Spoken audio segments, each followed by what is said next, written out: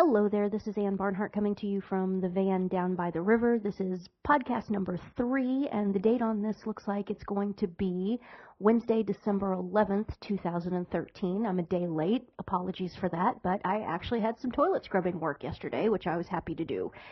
So we're doing it today on Wednesday instead of Tuesday. I've got a few topics I want to talk about today. Hopefully this will be a little bit shorter. The last 2 podcasts have been over an hour. I think that's a bit much, so we'll try to keep this a little bit shorter and spend less time on each topic, but there's plenty of ground to cover. The first thing I want to talk about is earlier this week I made a post wherein I put up 3 videos. The first was of a congresswoman from, I believe, New Hampshire, Ann Custer. She was asked a question about Benghazi at some town hall meeting, and, you know, it was just everything about this woman screamed completely not qualified to be sitting in any position of power, much less, the former United States Congress, one of 535 people who were at one point and allegedly now still are making decisions that dramatically impact every single person on the face of the planet. I think somebody asked her about Benghazi, and the town hall meeting was specifically about Middle East issues, and she, looked down at the podium and said, Benghazi doesn't have anything to do with the Middle East. I mean, that's the caliber of people that we're looking at. And then I followed this up with going back and reposting the video of Hank Johnson completely seriously in a subcommittee meeting, questioning some admiral, I believe it is, about whether or not the island of Guam would capsize if there were too many United States servicemen posted on the island, and it was dead serious. And then, of course, finally, the pièce de résistance, the Corinne Brown Go Gator speech that was made on the floor of the United States House of Representatives. Now, the follow-up point I want to make with regards to all these things is I got a lot, excuse me, I'm still a little bit talking about this, so expect as much as cost. I posted this on the blog, and then I start receiving emails from people saying, oh my goodness, that's so funny, ha ha ha. And to a certain extent, I'm guilty of the same thing too, because when I was just describing the Ann Custer video, I was chuckling as I was describing it. Guys, we're all missing the point. We're all missing the point here, and the point is, these things aren't funny. This isn't funny, and we shouldn't be laughing at this. We shouldn't be laughing at the fact that people who have this level of power, who have access and who have supposedly influence over the most powerful nation in the history of humanity, the largest economy in the history of humanity, the largest military and most powerful military in the history of humanity. These people are occupying the halls of power, and these people are not fit. These people are not intellectually fit, and most of them morally, but that's besides the point. They are not intellectually fit to be working a cash register at a fast food establishment or a grocery store. And I'm not being facetious. And the problem herein then lies with us, is that we look at these people and we look at these clips and we see that the halls of power are being occupied by abject imbeciles. Abject imbeciles. And our response is to laugh at this. We do nothing about this. We sit and we laugh and we shake our heads, and we don't actually do anything about this. The Hank Johnson clip, what should the admiral have done as he is sitting there politely listening to Johnson lay out his premise, establishing the dimensions of the size of the island of Guam? And when Hank Johnson finally gets to his point and asked the admiral if the island of Guam is at risk of capsizing, what should the admiral have done? What he actually did is that he looked down at the desk, chuckled to himself, very subtly shook his head, very subtly to himself, and then attempted to maintain his composure and answer the question, and answer in a polite way, "We're not worried about that." What should the admiral have done? The admiral should have come back at Johnson and said something to the effect, Mr. Congressman, Mr. Representative, are you asking me a serious question? Are you seriously asking me if the island of Guam is at risk of tipping over and capsizing? Make absolutely certain, establish beyond any reasonable doubt that Johnson is in fact asking this question seriously, which he was, and this just wasn't some 8-minute long comedy routine that Johnson was going through. That's the argument that Johnson and his apologists tried to make after the fact, that this was just Johnson making a joke. If you watch the clip, it's obvious that he is as serious as pancreatic cancer. Okay? So the admiral should have established firmly and gotten Johnson on record saying, yes, I'm asking you a serious question about whether or not the island of Guam can capsize. And then once he had established that, the admiral should have stood up and left and called the entire thing a farce, called Johnson a mental defective who was not fit to be occupying the halls of power, and he should have refused to legitimize any further the proceedings and Johnson's presence in the United States Congress itself. And he should have walked out, and he should have been talking to any camera and saying all these things in no uncertain terms to anybody who would listen on the way out. That would have been the manful, correct response. But of course, we can't do that. And of course, nobody in the military, much less a flag officer, is ever going to do anything like that. Why? Because as I have said many, many times, all people care about, and especially all people in the upper echelons of the military today care about, is maintaining their income, maintaining their rank, and most importantly, maintaining their pension, which the vast majority of them, they're not going to get anyway. The money's not there. The whole thing's going to implode long before we're talking about guys who are in their 40s. They've got another 40 years left to live. Really, you think the United States government is going to pay out on your pension? Give me a break. Your 5-figure per month pension. No one will do this. No one will manfully state what needs to be said. Nobody will call any of these people out.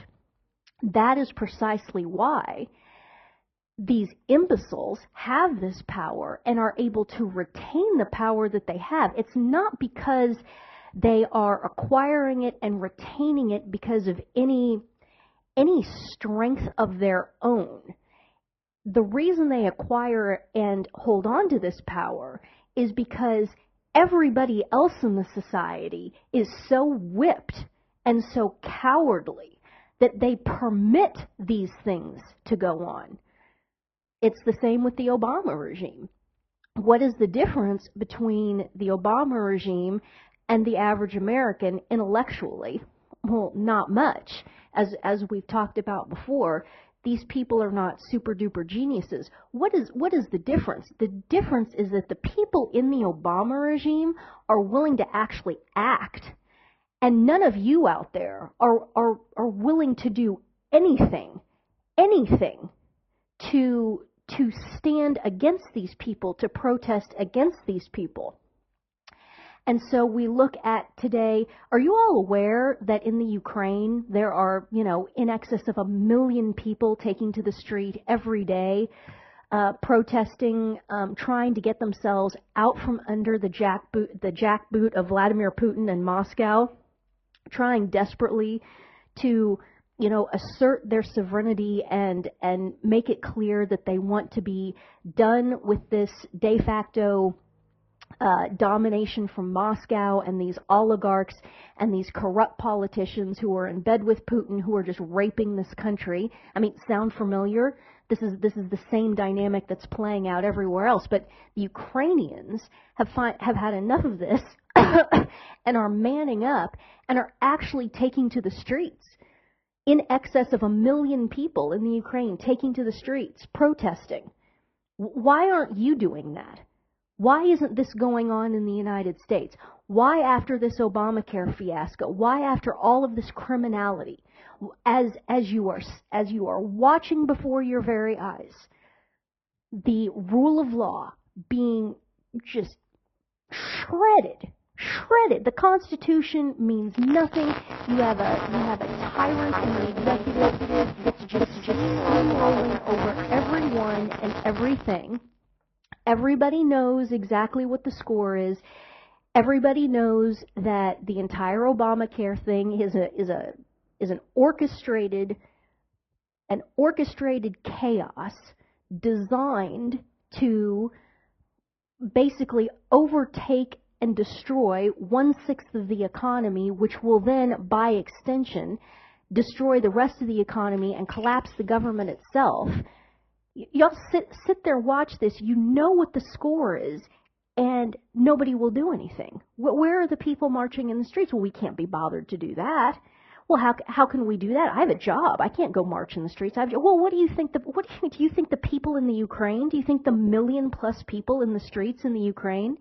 Do you think none of those people have jobs? Do you think the only people who are marching in the Ukraine today are 80-year-old women? Seriously? You don't think that there's a work stoppage dynamic here? You don't think that there's a general strike dynamic going on here? And these people are facing down, a militia, basically a branch of an extension of the Putin tyranny in Moscow. And they're preparing to engage in physical confrontation if it hasn't started already. And what, you think it's all 80-year-old women and people without jobs and people without families? I don't understand what the thought process is in the former United States, how you all think that this is just all going to right itself and you can just sit and watch. But actually, I kind of do. And that moves on to topic number 2, and that is this Peggy Noonan article that I came across in the Wall Street Journal. Very, very interesting. She's building, Peggy Noonan, allegedly conservative, but clearly not very bright, because she fell hook, line, and sinker for Obama, and is now just kind of slowly coming around and realizing that, maybe this guy isn't the second coming of Christ and all that. But she wrote an article that has an interesting component in it. Her premise is false. She's still operating on the idea that the Obama regime somehow actually wants to have a positive outcome, quote unquote, from this Obamacare mess, and that this all isn't just orchestrated chaos. And she can't understand why it is that they would, for example, launch a website that doesn't have 70% of the code written for it and things like that. But there's an interesting subpoint in this article, and she's talking about how people in the Obama regime and in the Obama White House, that it's all just, everything's just talk. And I think I'll start reading from her piece. For years, I've been told by those who've worked in the administration and those who visited as volunteers or contractors that the Obama White House isn't organized. It's just full of chatter. Meetings don't begin on time. There's no agenda. The list of those invited seems to expand and contract at somebody's whim. There's a tendency to speak of how a problem will look and how its appearance should be handled, as opposed to what the problem is and should be done about it. People speak airily, without point. They scroll down, see a call that's been returned, pop out, then pop in again. It does not sound like a professional operation, and this is both typical of White Houses and yet on the same level extreme. People have always had meetings to arrange meetings, but the lack of focus, the lack of point, the sense that they are operating within accepted levels of incoherence, this all sounds actually peculiar. And then she goes on to say, people probably said things like, we're experiencing some technical challenges, but we're sure we'll be up by October. And other people said, yes, it's important we launch strong. And others said, the Republicans will have a field day if we're not. And then everyone went to their next meeting and no one did anything. And the president went off and made speeches because the doing isn't that important. The talking is, unquote. And, you know, when I read that, what struck me is that I'm not thinking about that dynamic so much in terms of the Obama regime, because like I said, the reason these people have any level of success and why evil is running rampant over the face of the earth is because these people and evil in general are active. I mean, Satan never rests. He never stops. He's constantly pushing, going. Always on offense, always being aggressive. And we are the opposite of that. We have been, because of, you know, starting with the infiltration of the church first and foremost, and then this whole communist infiltration of society, and again, that's all tied into the infiltration of the church as well, and we've talked about this over and over and over again. It's the de-virilization of Western civilization. It's taking all of the masculine capacity for initiation out of the culture. And this is, you know, the sitting around and talking things to death, this is an intrinsically feminine phenomenon. Let's just sit around and talk about something. And if we talk about it, then we're actually doing something. And we can delude ourselves into believing that we're actually doing something when in fact we are not. Perhaps to some extent this is going on in the Obama regime, particularly with the young, low-level people who are just there as window dressing, and they're just trying to maintain some sort of a facade that this is an actual legitimate administration, quote unquote, which of course it isn't. But what struck me about this is that this applies not so much to the Obama regime, because it's actually active and pushing and going and doing things and getting basically zero resistance. The only resistance it gets is talk, and that's just meaningless. What I think this applies more to is, for example, the quote-unquote Tea Party milieu and those sorts of groups, which, let's be honest, is you people out there listening to this. I'm talking to you now.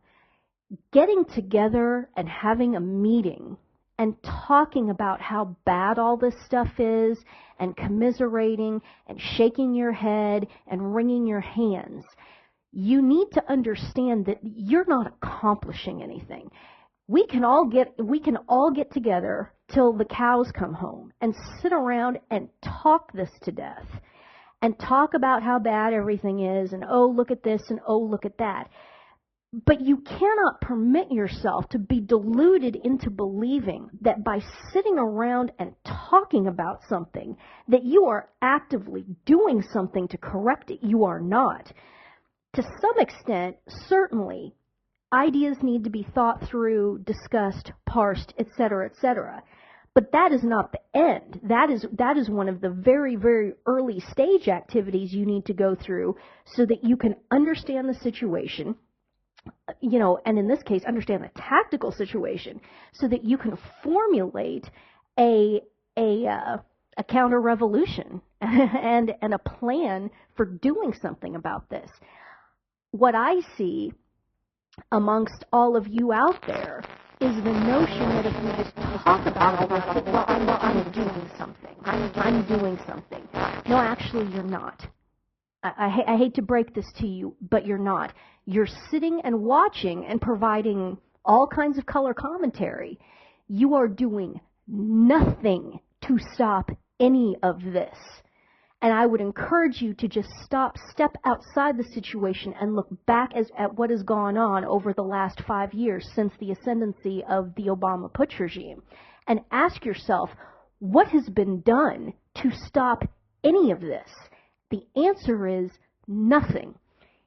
The Obama putsch regime has done whatever it has wanted. It has gotten everything that it has wanted.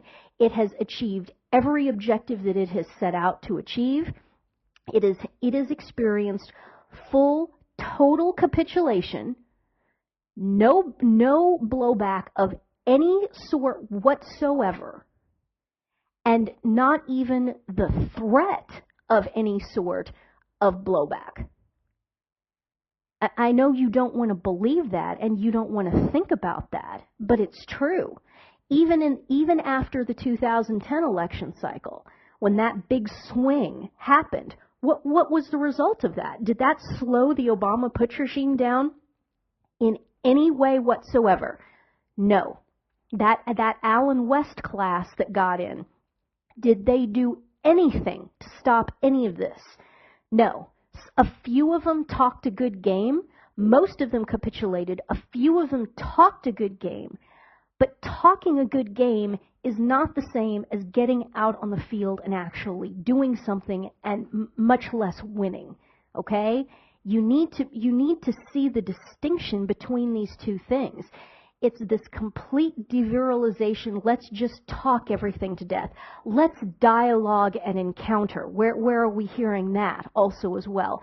Oh, what did the Holy Father say? Whenever anybody comes to me with any sort of a problem, my response is simple and easy. Dialogue, dialogue, dialogue. Well, of course it is.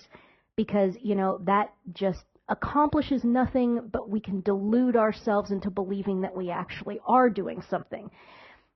And you say, well, Anne, what about the Word, capital W? What about the Word? Our Lord is the Word. Well, let me read you. Let me read you Isaiah 55, verses 10 and 11. This is a prophecy about the coming of our Lord, incarnate, the Word made flesh. Here we go, Isaiah 55, 10 and 11. And as the rain and the snow came down from heaven, and return no more thither, but soak the earth, and water it, and make it to spring, and give seed to the sower, and bread to the eater, so shall my word be, which shall go forth from my mouth. It shall not return to me void, but it shall do whatsoever I please, and shall prosper in the things for which I sent it. Isaiah 55, 10 and 11. So the Word isn't just talk, talk, talk, talk, talk. The Word is potent and virile and actually accomplishes things. And that's the point. Not just this effeminate, we're just going to sit around and talk these problems to death and never actually do anything. That is a huge problem. And I see no leadership emerging. I see none. I don't think you all understand that you can't just sit around passively watching this unfold on TV and think that it's going to right itself. It's not. If you want this to stop, my 4-point plan is cable and satellite cancellation. And some of you are starting to do that, praise God. But then a lot of you aren't. A lot of you are sending me emails saying, oh, I saw this last night on Fox News. What are you talking about? You saw this last night on Fox News. Why are you still paying for that? You're being played by them just as much as you are by everyone else. Oh, but it makes you feel good to sit around and watch other people. Okay, now we're on a derivative level here. It's not even us that's going to sit around and talk about these things and talk and talk and talk. We're now at a derivative level to where we are going to sit around in front of a television and watch other people talk about things, and then convince ourselves that by sitting and watching other people talk that we've actually done something and contributed. Do you see how evil this is? This culture of utter passivity that it's breeding. It's just disgusting. Why are you still paying for cable in the first place? Why are you paying to have that agitprop pumped into your home? Why are you subsidizing all of those pornographic satanic channels, which even if you never ever watch them, even if you set them up for your box to block them so that your remote just skips over them and you never ever even see them, a portion of your cable and satellite fee is going to you know, when Al Gore's channel was still in existence, although I guess it's been turned into Al Jazeera TV now. You're paying like 12, 15 cents a month for that. You're paying 12, 15 cents a month for the homosexual sodomite propaganda channel. You're paying 12, 15 cents a month for E! And VH1 and Keeping Up with the Kardashians and MTV and all of this garbage. You're paying for that. You can't even bring yourself to cancel that. Okay, but that's point number one. Next, point number two is tax strike. Well, I can't do that. I can't do that. Either you do something about this, either you get off your butt and you do something proactive about this, or it will never ever stop. It will never ever stop. And I posted some excerpts from an encyclical by Leo XIII not too long ago, where I went through all this, and he makes very, very clear that when laws are enacted that are contrary to the natural law and the law of God, and the state sets up a paradigm wherein it is explicitly forcing you to choose between the state and God, well, that's a no-brainer. That's just a no-brainer. You have to get off your butt and you have to actively counter-revolt against this. Next step, step 3, general strikes and work stoppages, marching in the streets. We're seeing this in the Ukraine right now. People have done it and do it all the time, but of course we can't do that in the United States, in the former United States of America, because, you know, there are no men, and everybody keeps their testicles in a pickle jar on top of their television, or their wives are carrying them around in their purse. So we can't do anything like that. And then finally, where it all eventually ends up, if you fail in the first 3, which it looks like you're going to do on a spectacular level, it all ends up in a hot war counter-revolution. And while I'm on that, I'll write a piece up on this so that it is in writing. But I also want to remind you of the fact that hopefully you are not revolutionaries, okay? Revolution, by definition, is a movement that turns away from God. What you all need to be, what you should be, and what I can think of nicely, is a counter-revolutionary. That is the person who is attempting to turn the society and the state back towards God. Okay, so when I hear you get these emails and people are talking about revolution this, revolution that, you know, no, you are not a revolutionary. The Obama Putsch regime is revolutionary. I mean, they're clearly trying to move the state not just away from God, but to explicitly reject, turn their back on God, and declare war on Him and His church. And it is the role of all decent human beings to then be counter-revolutionaries and to strive against this satanic paradigm and turn the culture and eventually the state back towards God. So always remember that distinction. Please do not refer to yourself as a revolutionary, because revolutions are just bad business. The French Revolution, the Bolshevik Revolution, you do not want to be a revolutionary. We've already had the revolution. The Obama regime is the revolution. Okay? We are called to be counter-revolutionaries. So please get your terminology and your nomenclature right when using those words. Let's see. The last thing I would like to talk about, a little bit more lighthearted, but I do think it's somewhat important. I made a post about St. Nicholas on the 6th, on his feast day, because that story can never be told too often, wherein he went to the Council of Nicaea and punched Arius in the mouth because Arius was a heretic and denied the divinity of Christ and all this sort of stuff, and it was just awesome. You know, that's Santa Claus. That's the real story of Santa Claus. But speaking of Santa Claus, it's that time of year, and there's, you know, a lot of you have children and grandchildren, and I know that it's probably not your favorite thing in the world to take advice on the rearing of children from someone like me who has no children, but one thing that has always bothered me is when people lie to their children about Santa Claus at Christmas. and tell them that lies, that there is, this old man who wears a red and white suit who comes to our house in the night and clandestinely leaves presents underneath the tree, and these presents are from Santa Claus, et cetera, et cetera. And you say, well, come on, we all grew up with that. What's the problem with that? Well, I said what the problem with all that is, and that it's a lie.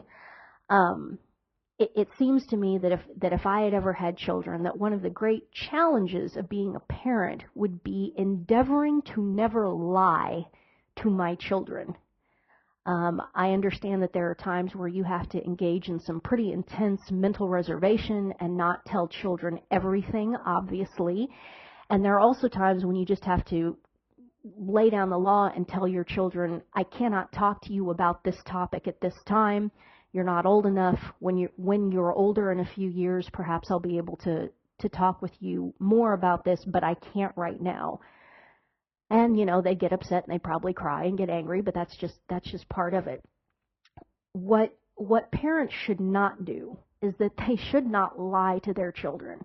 And they shouldn't lie to their children, particularly about things like Santa Claus. And the reason is this, and, Easter Bunny, Tooth Fairy, et cetera, et cetera.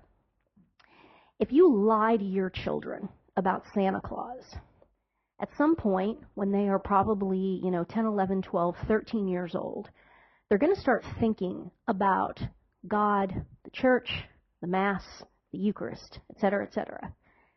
And they're going to look back at their childhoods, and they're going to think, okay, mom and dad and grandma and grandpa and all these people lied to me about Santa Claus. I mean, it's a joke. Santa Claus, there isn't really this old man who comes and brings presents. They lied to me about the Easter Bunny. They lied to me about the Tooth Fairy. But now I go to church, and they're telling me that there really is this man, Jesus, and that he loves me, and hopefully also they're being told and being exposed to the holy sacrifice of the Mass and the Eucharist. Oh, and they're telling me that little cracker-looking thing, that when the priest says those words over it, that it actually turns into the substance, the physical substance of God, and then we all go up and we eat God. Well, now let's see. They lied to me about Santa Claus. Surely, all of this stuff about Jesus and the Eucharist, that must be a lie too. Do you see what you're setting up?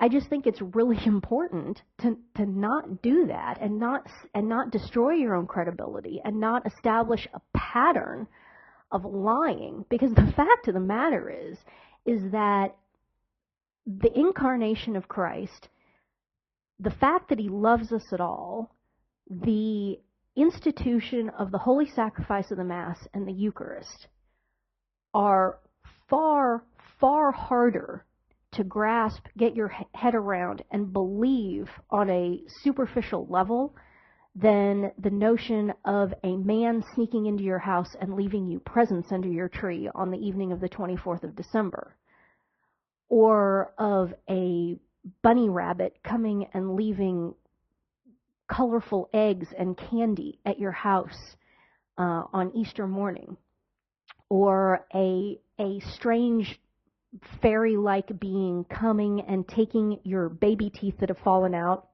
and leaving you money under your pillow. I mean, truly, if you stop and think about it, the notion that God became a man, loves us, died for us, rose from the dead, instituted the holy sacrifice of the Mass, and then comes to us so that we can, and then comes to us in the Eucharist, which is bread and also wine that is transubstantiated into his substance, so that his substance is physically present, so that we may then eat him.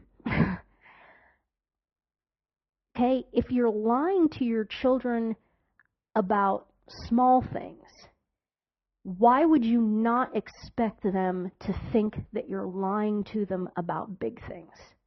And so if I was a parent and if I had children, Christmas would be all about Saint Nicholas, and we would talk about Saint Nicholas, who was a real person and is a real saint and has this history, and things would be discussed within that context, but there would be no lying stories about people coming and leaving presents when that really didn't happen.